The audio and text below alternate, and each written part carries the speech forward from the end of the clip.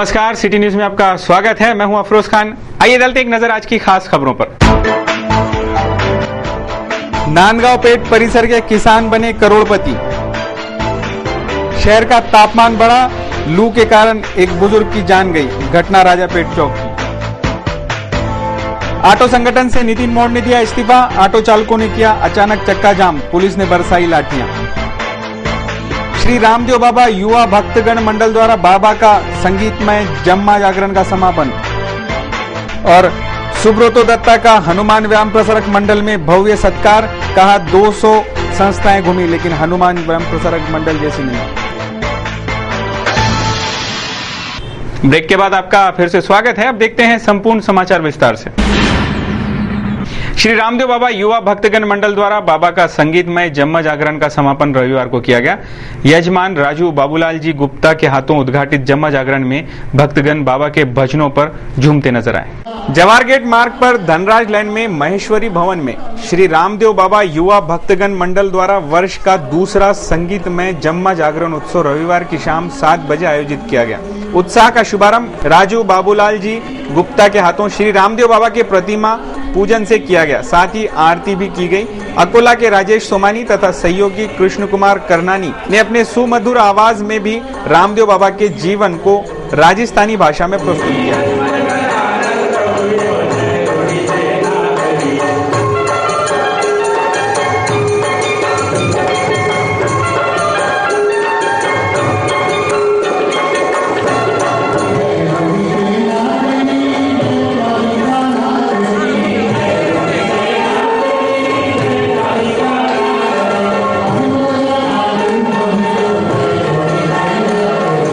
इसी श्रद्धा भाव के साथ भक्तों ने बाबा के जन्म, दर्जी का पर्दा, भैरव का वाग, विवाह तथा अनेक जीवन से जुड़ी हर कथा का स्मरण किया।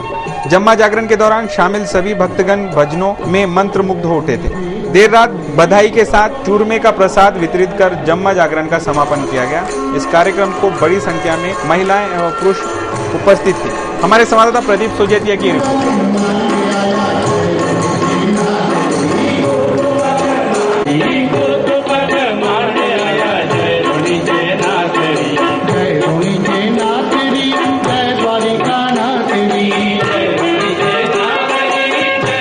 मसानगंज में भारतीय जनता पार्टी मोरबाग शाखा कार्यालय की स्थापना की गई। इस अवसर पर कॉटन मार्केट मंडल द्वारा विधान परिषद सदस्य डॉक्टर रंजीत पाटिल का जाहिर सत्कार किया गया। मसानगंज बजरंग टेकड़ी परिसर स्थित मोरबाग इकाई भाजपा द्वारा विधानसभा परिषद सदस्य व विधायक डॉक्टर रंजीत पाटिल का कॉटन मार्केट मंडल तथा अन्य संस्थाओं द्वारा भव्य जाहिर सत्कार किया गया।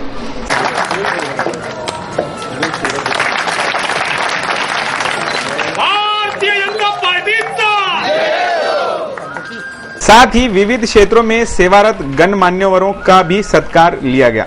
इस कार्यक्रम में कार्यक्रम अध्यक्ष के रूप में डॉक्टर प्रदीप शिंगोरे उपस्थित थे।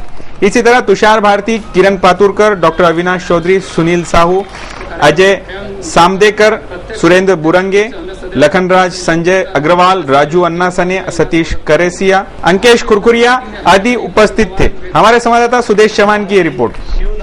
अगली खबर है, ऑटो संगठन के संस्थापक अध्यक्ष युवा उद्योजक नितिन मोड़ ने रविवार के दिन अपने पद से इस्तीफा दिया, जिससे नाराज ऑटो चालकों ने अमरावती बड़नेरा महामार्ग पर सैकड़ों ऑटो अड़ाकर चक्का जाम किया।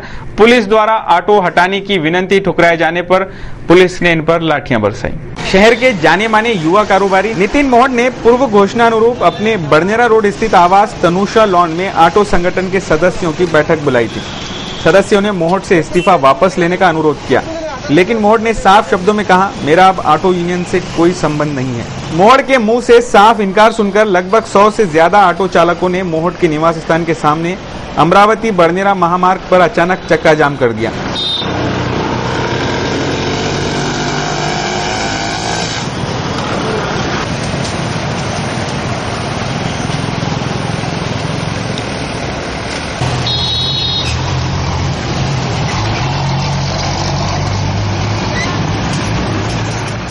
काफी समय तक लोग इस जाम में फंसे रहे। सूचना मिलते ही राजापेट के थानेदार अनिल सिंह गौतम घटनास्थल पहुंचे। सड़क के बीचों बीच सैकड़ों ऑटो देखकर पुलिस हतप्रभ रह गई। थोड़ी ही देर में अतिरिक्त पुलिस बल और चार्ली कमांडो भी मौके पर पहुंचे। ऑटो वालों से वाहन हटाकर यातायात सुचारू करने का अनुरोध किया गया। ऑटो वाले न मानने पर पुलिस ने जमकर लाठियां चलाई।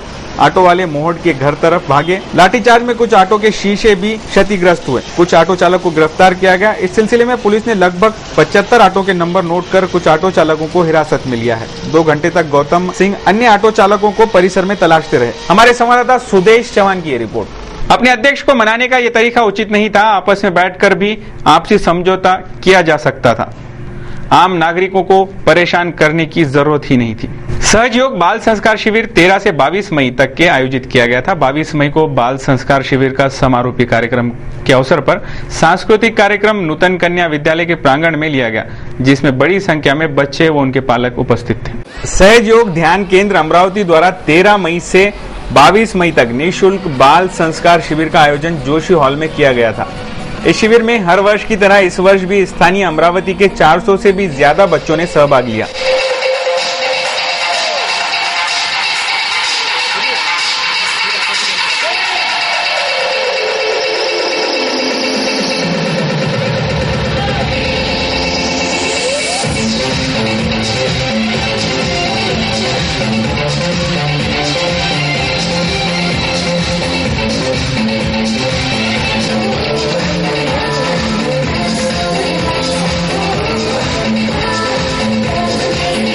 पाँच से 15 वर्ष के लड़के व लड़कियों ने अत्यंत उत्साह व आनंद के साथ सक्रिय भाग लिया। रविवार दिनांक 22 मई 2011 को बाल संस्कार शिविर का समारोपीय कार्यक्रम के अंतर्गत सांस्कृतिक कार्यक्रम सहयोग बाल संस्कार समारोह का आयोजन नूतन कन्या शाला के भव्य प्रांगण में शाम ठीक बजे रखा गया।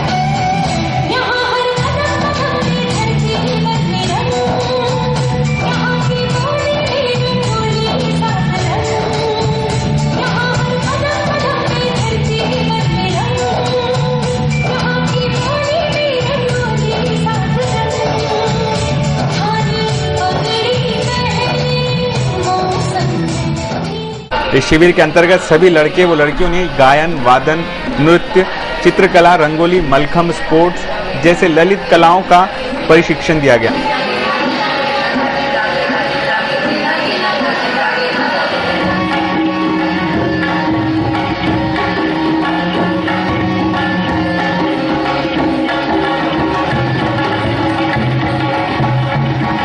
इसके अलावा ध्यान द्वारा व्यक्तिमत्व विकास का प्रात्यक्षिक बच्चों के साथ साथ पालकों को भी दिया गया। उनके सुप्त कलाओं का तथा आध्यात्मिक, सामाजिक व नैतिक गुणों का विकास हो, इस उद्देश्य के साथ इस बाल संस्कार शिविर का आयोजन किया गया।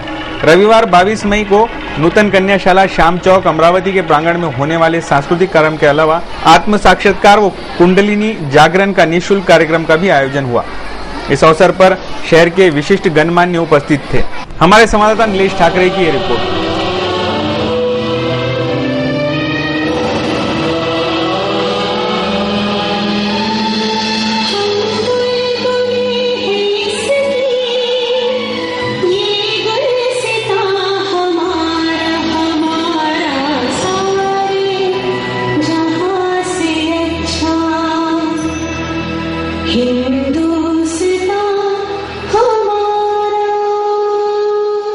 यहाँ रुकेंगे एक छोटे से ब्रेक के लिए। खबरें और भी हैं, बस हाजिर होते हैं, आप ऐसी बने रहें।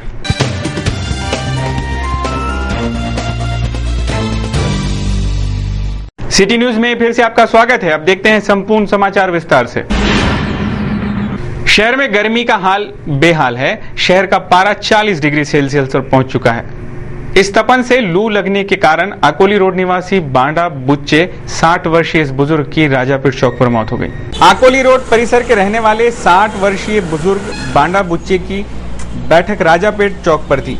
ये बुजुर्ग कैटरिंग का काम किया करते थे। सोमवार की सुबह भी इन्हें 9 बजे रोजाना की तरह बैठा देखा गया था। कुछ देर बाद वृद्ध को गर्मी की लू लग जाने के कारण उनकी मौत हो गई।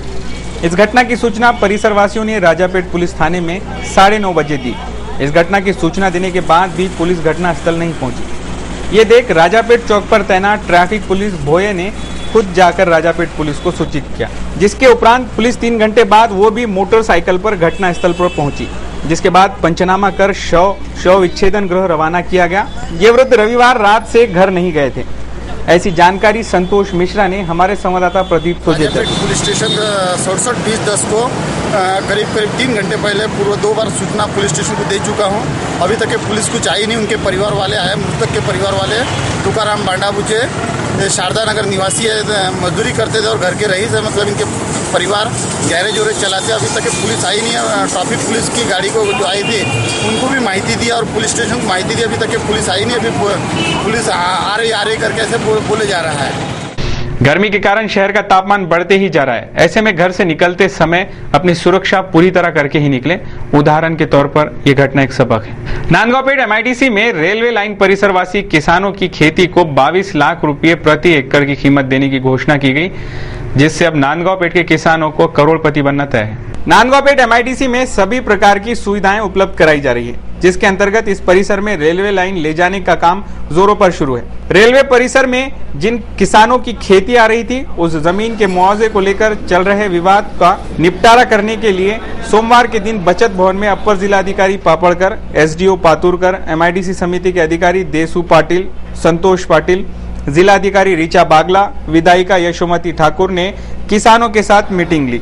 किसानों द्वारा पहले 20 लाख रुपए प्रति एकड़ जमीन की कीमत मांगी गई थी।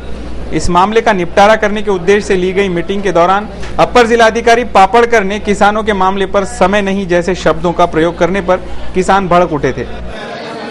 कुछ देर तक किसानों और अपर जिलाधिकारी के बीच चली बहस के बाद जैसे तैसे मामला सुलझा, जिसके बाद जिस जमीन पर फसल नहीं होती उस जमीन के लिए किसानों को 11 लाख रुपए प्रति एकड़, जिस जमीन पर थोड़ी बहुत फसल उगती है उन्हें 16,50,000 रुपए प्रति एकड़, इसी तरह जो खेती वर्ष भर फसल देती है उस खेती के लिए किसानों को 22 लाख रुपए प्रति एकड़ मुआवजा देने की घोषणा की गई। इस घोषणा के बाद किसानों की कीमतों के भाव आसमान को छूने लग गए, इसलिए अब यहाँ के किसान करोड़पति बनना तय है। हमारे संवाददाता निलेश ठाकरे की रिपोर्ट। आम्हाला जे बोलावलं होतं एजू साहेबांनी मीटिंगमध्ये, त्याच्यामध्ये पहिली मीटिंग आमची ही शेतकरी संघर्ष समितीची जी मीटिंग झाली होती ही ते 3/5 झाली होती। त्याच्यामध्ये 8 लाख रुपये प्रति एकर असा यांनी जिरायती रेट सांगितला होता, पण तो आम्हा शेतकऱ्यांना मान्य नव्हता। आजच्या मीटिंगमध्ये शेतकऱ्याशी वाटाघाटी करून त्यांनी हा रेट 11 लाख रुपये प्रति एकर असा वाढवून दिला। त्याच्यावर पूर्ण समाधानी शेतकरी नव्हते, पण जे काही झालं किंवा जे वाटाघाटी झाल्या ह्या सर्व शेतकऱ्याच्या दृष्टीने फायद्याचे असाव्या आणि कोणाचं नुकसान होऊ नये याकरता संघर्ष समितीने कलेक्टर मॅडम आणि आमदार मॅडम यांच्या म्हणण्याला होकार दिला आणि सर्व शेतकऱ्यांनी त्या गोष्टीसाठी मान्यता दिली।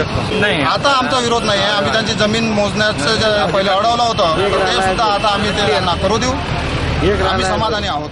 किसान आत्महत्या की घटना आम सुनने को मिलती है, पहली बार किसानों के हित में पहली खुश खबर सुनने को मिली है। एशियन पावर लिफ्टिंग के जनरल सेक्रेटरी व अर्जुन पुरस्कार सम्मानित सुब्रतो दत्ता का हनुमान व्यायाम प्रसारक मंडल में भव्य सत्कार किया गया। इस अवसर पर सुब्रतो राय ने कहा, 200 देशों और संस्थाओं को घूमने के बाद HPPM जैसी संस्था देखने को नहीं मिली। रविवार के दिन एशियन पावर लिफ्टिंग फेडरेशन के जनरल सेक्रेटरी सुब्रतो दत्ता का अमरावती आगमन हुआ। सुब्रतो दत्ता ने अर्जुन अवार्ड भी प्राप्त किया है, जिनका सोमवार के दिन हनुमान व्यायाम प्रसारक मंडल के ऑडिटोरियम हॉल में भव्य सत्कार किया गया।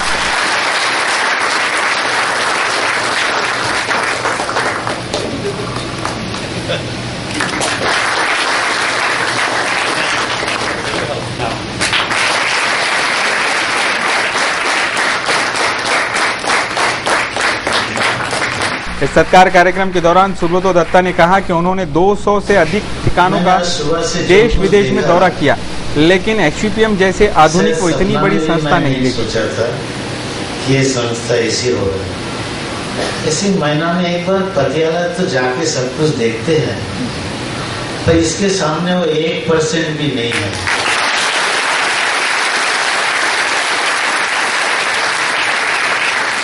यहाँ का हर ट्रेनर का, टीचर का, प्रोफेसर का, प्लेयर्स का एकात्म बोध, देशात्म बोध सब जुड़ा हुआ है, जो मैंने खाली हिंदुस्तान नहीं, मैंने करीब 200 कंट्री घूम चुका हूँ, कहीं नहीं है।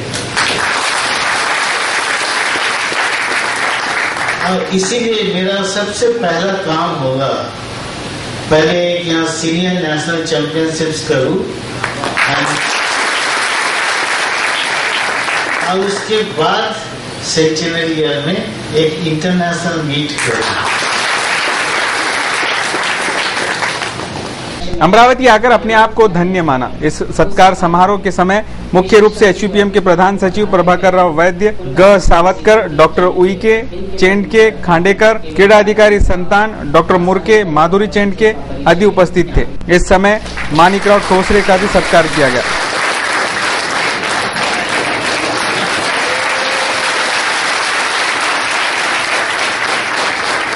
आपने सिल्वर, स्वर्ण ऐसे अनेक पदक प्राप्त किए हैं। धन्यवाद सर। वडाली के बस स्टैंड परिसर में महाराष्ट्र जीवन प्राधिकरण के एक नल ने फिर उगला एक नारू। अब तो यह आलम हो गया है कि आए दिन महाराष्ट्र जीवन प्राधिकरण की लापरवाही के चलते किसी न किसी वार्ड के नल से नारू निकलने की शिकायत आम हो गई है। फिर भी महाराष्ट्र जीवन प्राधिकरण के कर्मचारी अपने कामों के प्रति इतने दक्ष हैं कि उनका इस ओर ध्यान ही नहीं है। अमरावती वासियों की जान खतरे में है, फिर भी शायद महाराष्ट्र जीवन प्राधिकरण के अधिकारी किसी बड़े हादसे का इंतजार कर रहे हैं। महाराष्ट्र जीवन प्राधिकरण के अधिकारी शायद ये भूल रहे हैं कि वक्त रहते नारू की इस समस्या पर ध्यान नहीं दिया गया तो जनता जनार्दन अपना फैसला भी सुना सकती है। हमारे संवाददाता सुदेश चौहान की रिपोर्ट। कन्हान से वर्धा नदी तक जोड़ बोगदा बनाने का प्रस्ताव डॉक्टर अनिल बोंडे, मोर्शी के विधायक, इन्होंने मुख्यमंत्री पृथ्वीराज चौहान के सामने रखा। 76 किलोमीटर के इस बोगदे के लिए 800 करोड़ रुपए की निधि की प्रावधान करने की भी मांग की गई। इस विषय पर ली गई पत्रकार परिषद में डॉक्टर अनिल बोंडे ने विस्तृत में जानकारी दी। ग्रॅव्हिटीच्या आधारावर, गुरुत्वाकर्षणाच्या आधारावर बोगदा निर्माण करून अप्पर वर्धा धरणामध्ये 10 टीएमसी पाणी म्हणजे 280 दशलक्ष घन मीटर पाणी आपल्याला मिळू शकतं आणि त्यासाठी एक प्राथमिक अहवाल तयार झालेला आहे आणि तो अहवाल मी माननीय मुख्यमंत्री पृथ्वीराजजी चव्हाण यांना सादर केला। त्यांना सुद्धा तो आवडला। वर्धा नदीच्या खोऱ्यामध्ये अप्पर वर्धा धरणाच्या माध्यमातून 50,000 हेक्टरचं वाढीव सिंचन या पाण्याच्या माध्यमातून करता येईल। त्याचप्रमाणे उरलेल्या पाण्यामधून अमरावतीचा औद्योगिक विकास अतिशय वेगाने या पाण्याच्या माध्यमातून होऊ शकेल। कारण 50,000 हेक्टरचं सिंचन झाल्यानंतर एका हेक्टर मध्ये जरी 75,000चं जरी पीक धरलं तरी साधारणतः 350 कोटी रुपयाचं वाढीव उत्पन्न शेतकऱ्यांना मिळणार आहे। अमरावती डिव्हिजनच असं आहे की तिथं यूपीएससी परीक्षेकरता पूर्व परीक्षा मार्गदर्शन केंद्र नाही। नागपूरला 2006 साली सुरू झालं आणि आता त्याचे रिझल्ट आपल्याला मिळतात आहे की 7 विद्यार्थी तिथले परीक्षेमध्ये पास झाले। परंतु अमरावती जिल्ह्यातला, अमरावती डिव्हिजन मधला फक्त एकच विद्यार्थी सिलेक्ट झाला। 2001 मध्ये उर्वरित महाराष्ट्रामध्ये हे केंद्र सुरू झाले होते आणि म्हणून सातत्यानं पाठपुरावा करून त्याचप्रमाणे यावेळेला विधानसभेच्या अधिवेशनामध्ये हायर एज्युकेशनवर बोलताना मी या केंद्राची मागणी पुन्हा केली आणि यावेळेला उच्च तंत्र शिक्षण मंत्री राजेश टोपे यांनी आश्वासन दिलं सभागृहात की या टर्म पासून आयएएसचं पूर्व परीक्षा मार्गदर्शन केंद्र शासनातर्फे सुरू केल्या जाणार आहे या टर्म पासून आणि त्याच्यामुळे आपल्या इथल्या विद्यार्थ्यांना पूर्व परीक्षेचं अतिशय चांगलं मार्गदर्शन मिळू शकेल आणि अनेक विद्यार्थी ही यूपीएससी परीक्षा पास होऊ शकतील। हे एक महत्वाचं उल्लेखनीय यश या अधिवेशनाचं आपण म्हणू शकतो। आइए डालते हैं एक नजर आज के शहर के मौसम के हाल पर। शहर का सोमवार के दिन मौसम का हाल इस तरह रहा। सूरज ने आग तो कम उगली लेकिन तपिश के कारण लोग परेशान रहे। शहर का तापमान अधिकतम 40 डिग्री सेल्सियस तक रहा जबकि 28 डिग्री सेल्सियस न्यूनतम तापमान रहा। मंगलवार के दिन भी शहर का तापमान 39 डिग्री सेल्सियस तक रहने की संभावना है जबकि न्यूनतम तापमान 28 डिग्री सेल्सियस तक और उमस आपको और कई दिन तक परेशान करने की संभावना है। ये थे अब तक के समाचार। एक बार फिर से नजर डालते हैं आज की खास खबरों पर। नांदगांव पेट परिसर के किसान बने करोड़पति। शहर का तापमान बढ़ा, लू के कारण एक बुजुर्ग की जान गई। घटना राजापेट चौक की। ऑटो संगठन से नितिन मोड़ ने दिया इस्तीफा। ऑटो चालकों ने किया अचानक चक्का जाम, पुलिस ने बरसाई लाठियां। श्री रामदेव बाबा युवा भक्तगण मंडल द्वारा बाबा का संगीतमय जम्मा जागरण का समापन। और सुब्रतो दत्ता का हनुमान व्यायाम प्रसारक मंडल में भव्य सत्कार। कहा 200 संस्थाएं घूमी लेकिन हनुमान व्यायाम प्रसारक मंडल जैसी नहीं। सिटी न्यूज के बारे में आप अपने सुझाव एवं विचार हमें भेज सकते हैं हमारे इस पते पर। हमारा पता है सिटी न्यूज कार्यालय, धनराज लाइन, सक्कर 7, अमरावती। हमारा फोन नंबर है 25633833। इस समाचार के माध्यम से हम आपको देते रहेंगे शहर की तरोताजा खबरें। सिर्फ देखते रहिए सिटी न्यूज चैनल, हर घंटे होती रहेंगी नए नए खबरों के साथ फिर मुलाकात। देश और दुनिया की खबरों को देखने के लिए आप लॉग ऑन कर सकते हैं www.citynews.net.in पर। इन समाचारों में बस इतना ही। लेते हैं आपसे इजाजत। नमस्कार।